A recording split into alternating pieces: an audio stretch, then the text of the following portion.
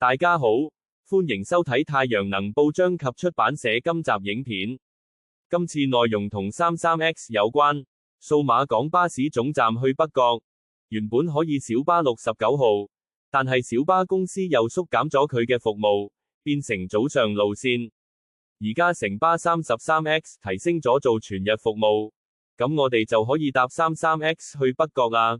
不過價錢就同小巴一樣貴。唔怪得知城巴加強佢嘅服務啦。咦，啱啱走咗班 33X， 點算好啊？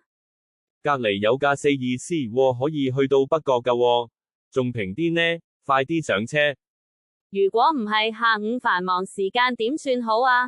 唔使擔心，如果啱啱走咗班 33X 嘅話，你可以睇下隔離有啲咩車。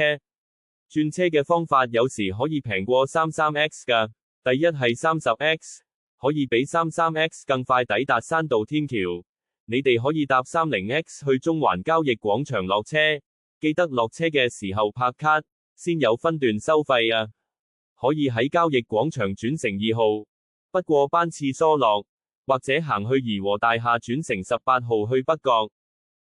不過呢個方法就同 33X 價錢差唔多，平幾毫子。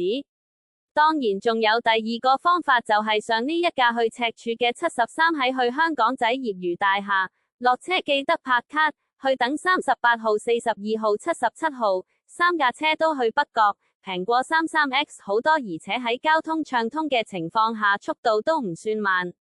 當然你可以選擇轉乘地鐵嘅，但係如果要接駁港島線，接駁車無論58定30X 都比較貴。如果要去黃竹坑站，小巴收費貴，而城巴73就要行遠少少啦。